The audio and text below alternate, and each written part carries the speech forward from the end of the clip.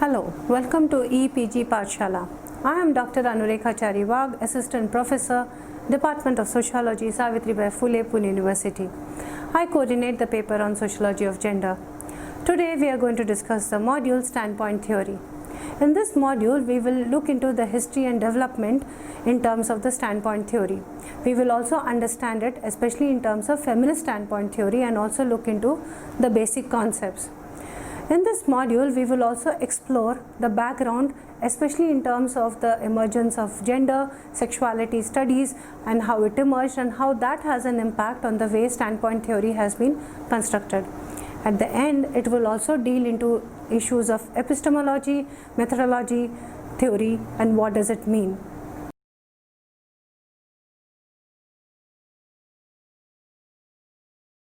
The objective of this module is to introduce the idea of standpoint theory, its history, theoretical trajectory, and basic concepts.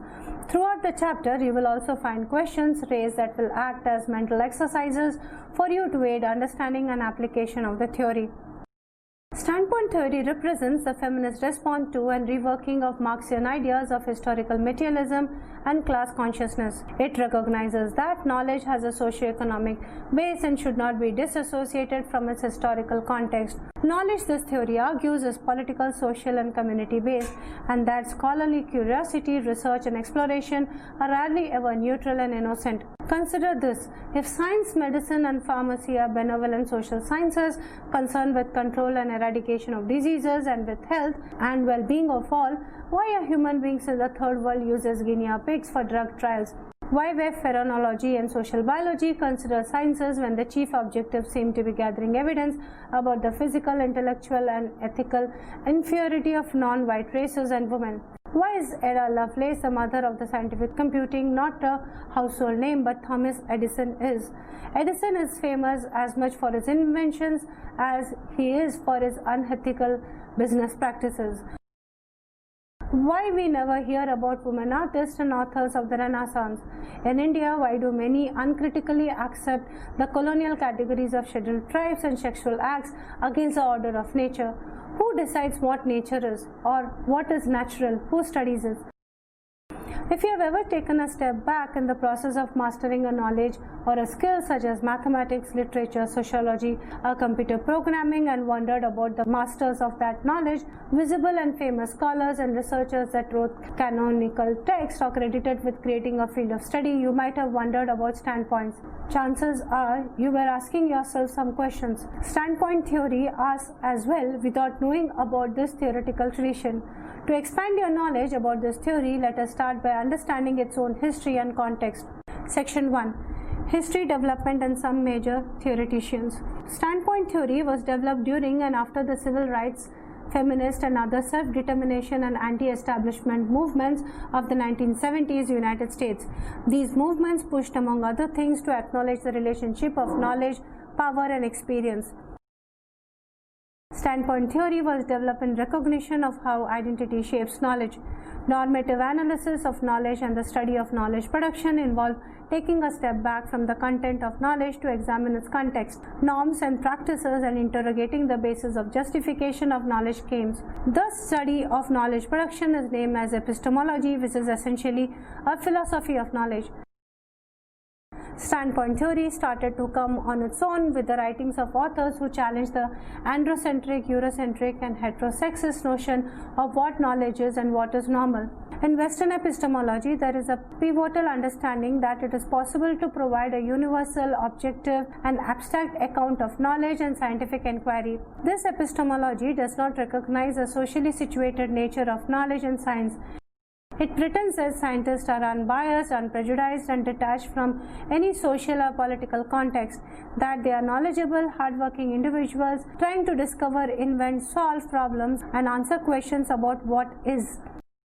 For conventional epistemology, epistemic sovereignty rests in the figure of the modern scientist, the empiricist, the positivist, realist, objectivist, Western male who produces scientific knowledge, the highest form of knowledge in a hierarchical system of scholarly production. The content of this science may be re-examined, modified, and built upon over time, but the nature of science remains indefensible and the scientific method infallible.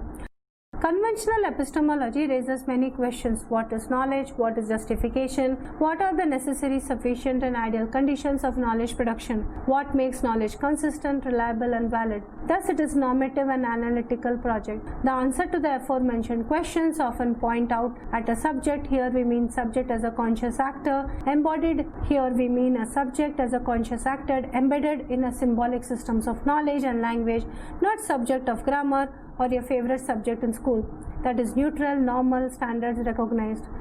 This subject is part of the European Renaissance germinated modernity, unified and autonomous. In the words of Gayatri Chakravarti Spivak, this subject is narrativized by the law, political economy and ideology of the West, and this concealed subject pretends it has no geopolitical determinations. She calls this subject concealed because nobody raises questions about his geopolitical motivations and affects his colonizing tendencies or his mythology. This subject is concealed because his culture and history are recognized by all, so apparently do not merit further discussion. In any case, because the knowledge this subject produces is considered as universal and objective, the social context of production as well as social location is understood as irrelevant. Even authors who question the meaning, nature and source of knowledge, such as Foucault with his archaeology of knowledge, do not reflect back and question their own subjectivity and authority. From the perspective of standpoint theory, this reflection is very important. Foucault believes that the history of thought, of knowledge, of philosophy, of literature seems to be seeking and discovering more and more discontinuities, whereas history itself appears to be abandoning the eruption of events in favor of stable structures. Conventional epistemology too tends towards stable structures. Let us go back to the aforementioned questions raised by conventional epistemology about justification and objectivity. These are important questions. However, note how this epistemology does not seem to question the meaning of what is objective, what is real, and for whom. Conventional philosophers of knowledge do not seem to be fazed by the idea that knowledge creators seem to always be Western males. They are interested in the source of knowledge, but not so much by the effects.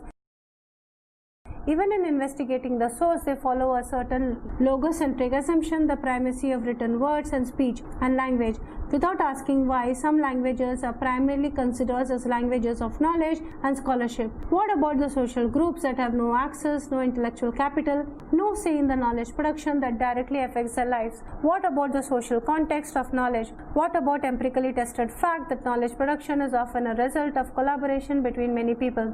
Enter social epistemology. This form of epistemology relies on social model of knowers rather than an individual unified subject model. It questions why science is the focus of epistemology or the scientific method is the choicest method of knowledge production.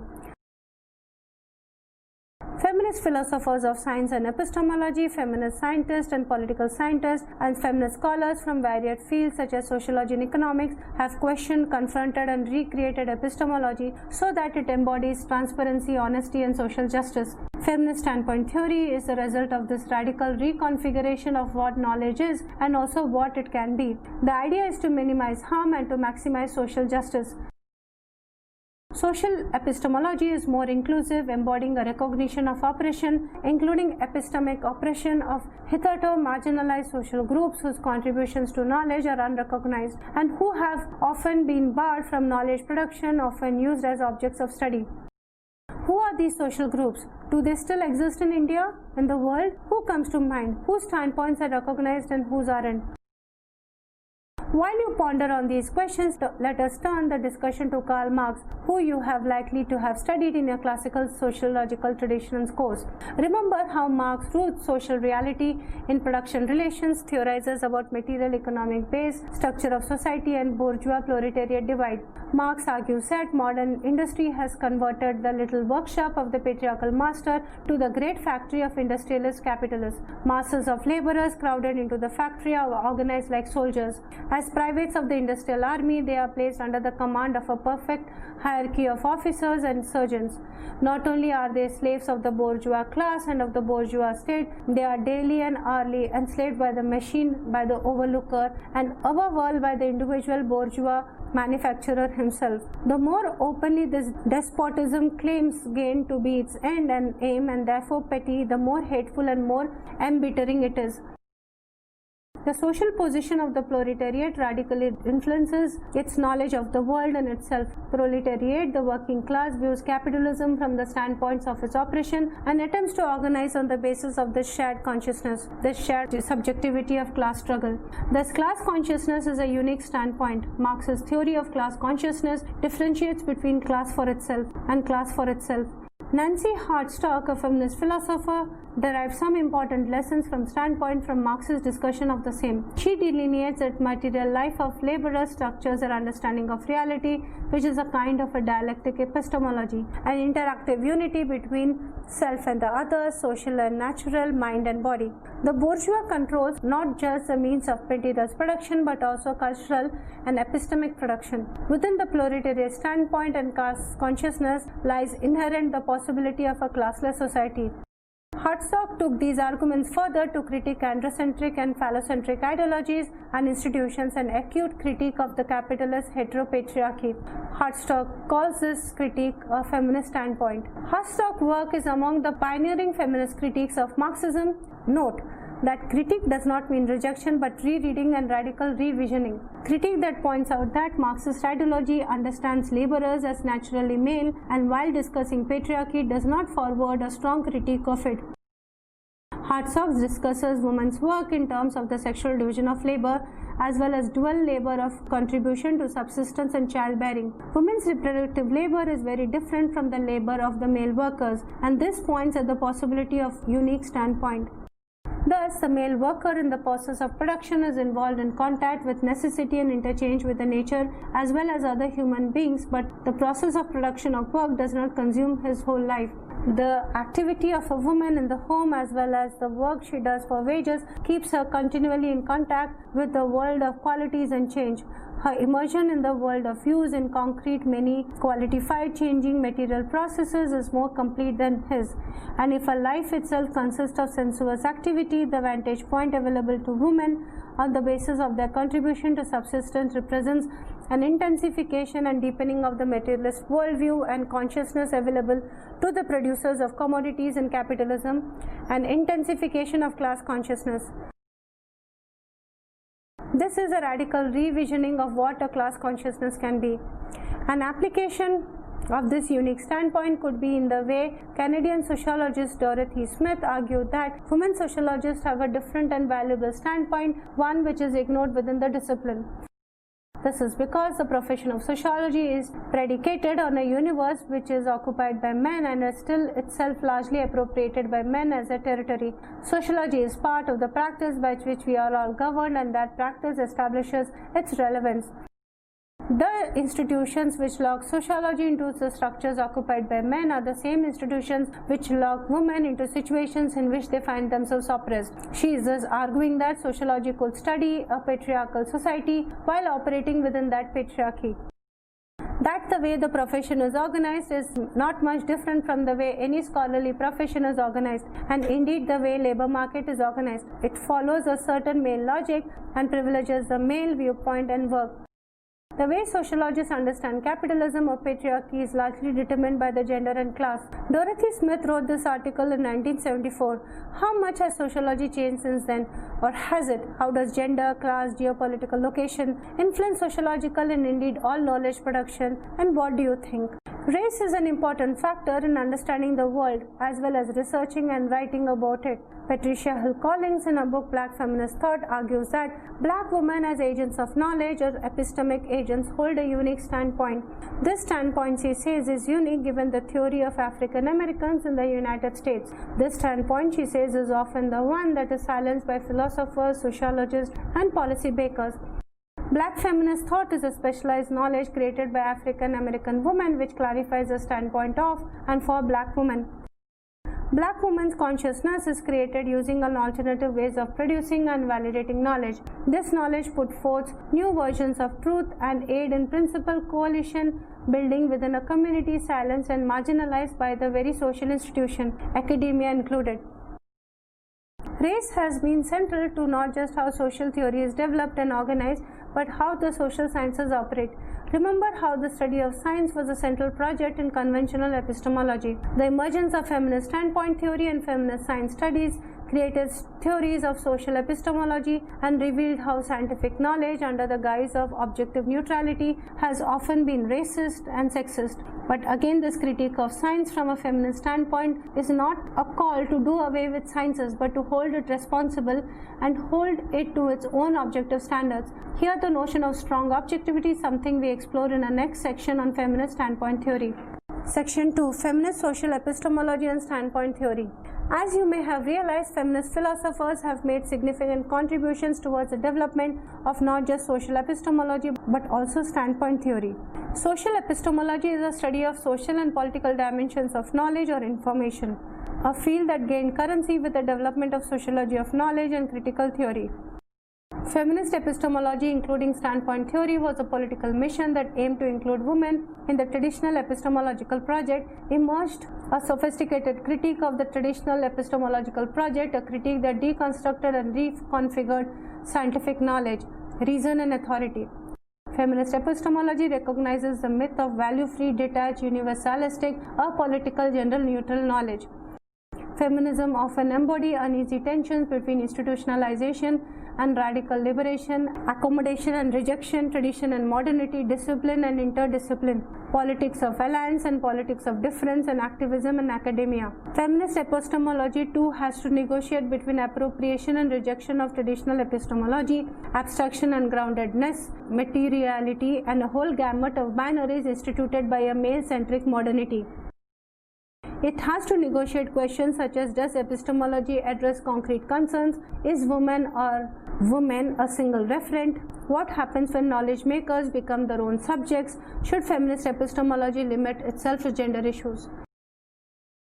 Feminist philosophy of science incorporated post-colonial and subaltern standpoints, using intersectionality as a lens of inquiry, and further claimed that modernity and sciences that made modernity possible were decidedly masculinist, misogynist, which failed to include and integrate the women and the colonized as legitimate stakeholders in civilization, or sometimes even as human. Scholars such as Annie Foster Sterling, Londa Slibinger, Lynn Hankinson-Lenson, Sandra Harding, Donna Haraway suggest that colonial knowledge systems of statistics, biology, conservation, medicine, and anthropology effectively created and sustained subject position. This systematic marginalization and erasure have generated multiple feminist and post-colonial sites of protest and resistance. For example, Vandana Shiva identifies women's seed-keeping and ecofeminism as such a site that upholds traditional knowledge systems where women have been the producers and carriers of such knowledge. Within feminist philosophy of science, Sandra Harding and Donna Haraway deserve special mention. Harding approached the issue of standpoint from the perspective of feminist science studies and future research methodology. Like many feminist scholars, Harding wanted to preserve a critical Marxian theoretical legacy that can be reinterpreted to make sense of gender and intersectional social relationships. In 1983, Sandra Harding, along with Meryl Hintica, published a collection of critical essays on standpoint theory. This anthology was titled as Discovering Reality, Feminist Perspective on Epistemology, Metaphysics, Methodology, and Philosophy of Science, and it established a tradition of feminist standpoint theory by bringing in scholars from feminist science studies, feminist and social epistemology, as well as researchers from sociology and other social science. Thus, a new epistemology is needed because old epistemology does not raise questions or offers answers about the absence and invisibility of women as knowledge producers and powerlessness and lack of agencies of women as objects of knowledge. We are not just talking about living women who were used and described by scientists such as Freud and Darwin to prove their theories, but also dead women, literally whose bodies were used to create a whole field of forensic science. The practices of sociobiology, phrenology, scientific racism, and eugenics validated and furthered racial and gender discrimination. Women's practices of knowledge production that have helped communities historically understand nature, agriculture, health, and healing were sidetracked, devalued, and categorized as witchcraft, unscientific, feminine intuition. Donna Haraway is a trained biologist and a feminist theorist who studies the fields of primatology, museum studies, and natural sciences to provide critical accounts of how imperialist, racist, and sometimes misogynist these fields are. Looking into conceptual practices of taxidermy, diorama's in museums, she shows how these projects were organized to provide evidence of the superiority of whites over other races and men or women. In Haraway's study by patriarchy, taxidermy in the Garden of Eden, New York City, 1908 to 1936, she presents a study of African Hall in the American Museum of Natural History in the New York City. She historicizes the taxidermy of the museum and its dioramas, focusing on the taxidermist Carl Ackley, who is indeed the representative of the great white father, the white hunter in the heart of Africa. She reads the museum as a creator, preserver, promulgator of the knowledge of sciences and natural history through conservation, exhibition, and eugenics. In exposing the elitist, racist, and sexist creation and contribution of knowledge, Haraway's work embodies a strong feminist degeneration of a science in a different social womb that has historically propped up capitalist patriarchy, racism, and varied forms of social control and subjugation of the other. Haraway calls the notion of the objective, complete, technologically sophisticated science a god trick that operates on the basis of binaries yet fails to account for oppositions for alternative and native local knowledges. Yet most knowledge is indeed gathered from a partial contextual perspective, not from the kind of all-knowing infinite vision that scientific knowledge claims.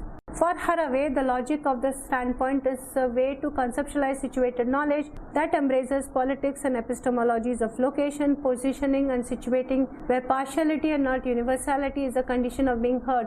Science and conventional epistemology excommunicates all values that emanate from situatedness, politics, epistemological community, and coalition, subjective interpretation of data, to name a few, for the purpose of its own invulnerability and perpetual validation. Yet without studying standpoint theory, you probably know that knowledge, including scientific knowledge, is political. Next section will expand this idea. Section 3, Basic Concepts. At this stage, we delineate certain basic concepts of point theory. Strong objectivity. Objectivity is a knowledge claim that denotes that the knowledge under consideration is true, reliable, and proven, and that there are supporting evidence for the claims made, and that empirical inquiry has been conducted to gather this knowledge. We often colloquially or philosophically discuss objective facts from reality or positions. Science is also considered by many philosophers to be the highest form of objective knowledge. Sandra Harding points out that the sciences often incorporate weak objectivity. The scientific enterprise's endless quest to exploit nature and extract resources without caring for long-term effects, its exclusion of women and people of color directly or indirectly due to deep-seated socio-biological beliefs about the intellectual inferiority of these groups, its unethical use of research subjects, its imprecise arrogance of not investigating its own methods, shows that this enterprise might not practice the same objectivity that it claims. Harding therefore argues for a stronger and embodied objectivity. In fact, standpoint theory's principal epistemic claim seems to be its incorporation of a strong objectivity, and that acknowledgement of social situatedness allows for greater objectivity. Conventional sciences and philosophy of science, in their endless arrogance, have claimed to understand everything about the world, accounts that feminist scholarship have exposed to be one-sided, misogynist, completely ignoring the perspectives, experiences, and subjectivity of women and other marginalized social groups. Standpoint theory does not lay claim on value-free objectivity, neither does it embrace judgmental cultural relativism. It strengthens the standards of objectivity by making it reflexive, requiring casual analysis, and not just the micro processes in the laboratory but also the macro tendencies in the social world which shape scientific practices. It acknowledges the historicity and politics of knowledge creation, making knowledge contextual, impartial, and inclusive. The standpoint theory requires the agent to be put in the same critical causal plane of the objects of inquiry. Standpoint theory opens the way to stronger standards of both objectivity and reflexivity. These standards require that research projects use their historical location as a resource for obtaining greater objectivity. Social location. Recognition of social location of knowers and agents of knowledge is a central concept in standpoint theory. Harding states that conventional objectivism aimed at value-free research turns away from the task of critically identifying broad historical social desires, interests, and values that shapes the agendas, contents, and results of the sciences as much as they shape the rest of the human affairs. She names reflexivity as a source for strong objectivity, and she also differentiates between subject of conventional knowledge and subjects for feminist standpoint inquiry. The latter subjects are embodied and visible, are not fundamentally different from objects of knowledge, produce communal, cultural and not detached individual knowledge, are multiple, heterogeneous and contradictory, incoherent as opposed to unitary, homogeneous and coherent empirical epistemological subjects. The social location of knowledge makers and the relationships with others heavily impact and constitute their intellectual production. Sometimes an outsider within status, within a system or structure can yield rich and specialized knowledge rather than insider status.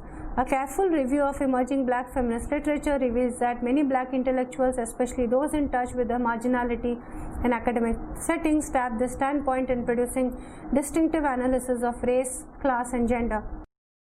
Communities as knowers. Within standpoint theory as well as feminist social epistemology, the notion of communities as knowers and epistemic communities is a crucial focus, which is very different from individualistic techno-scientific idea of a few scholars working in isolation and creating knowledge from a theoretical and experimental methods. One has probably heard about Thomas Edison's quote on genius being 99% perspiration and 1% inspiration. Given Edison's widely known unethical business practices relating to his own and others' invention, we should probably reread the meaning of this quote. Whose perspiration many scientists and inventors could not have achieved what they are most visible for without help from a lot of other collaborators inside and outside the laboratories. But they have rarely mentioned these collaborators, especially female collaborators, while being recognized and honored. The idea of path-breaking individual contributions and individual genius is therefore historically suspect. Having epistemic privilege or the ability to be heard and be visible for one's work is rarely, if ever, just a function of one's unusual genius. Feminist standpoint theorists understand the process of knowledge production as collective and community-based.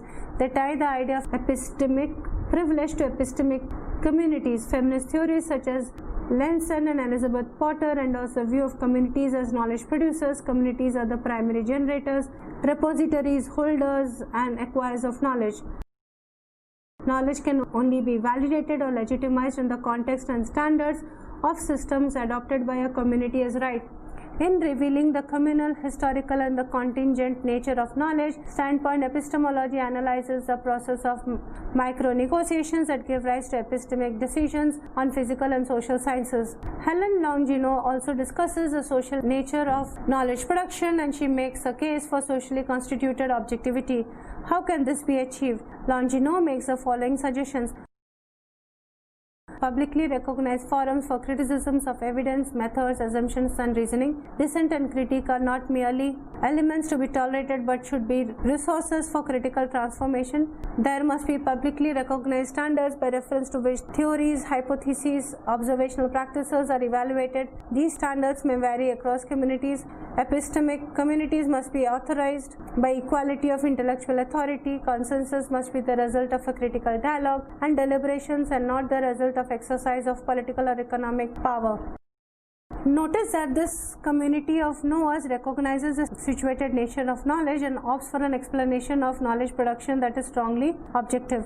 An individual opinion may be subjective and may not be considered as knowledgeable, but speaking about a community's experiential knowledge, which is relational process featuring checks and balances, points at the possibility of a democratic and complex production. In this module on standpoint theory, we have looked into the history, intellectual background, and the purpose of doing work based within the framework of standpoint theory. Further, the discussions in this module would also help us to apply it in understanding our own work as well as students' work as well as others' intellectual work. Further, because this module has drawn on philosophy of sciences, especially in terms of community as knowers, one's own social location, and discuss the ideas in terms of strong objectivity, it gives us important methodological and theoretical vantage points to understand how do we work out standpoint theory in our own work and life. Thank you.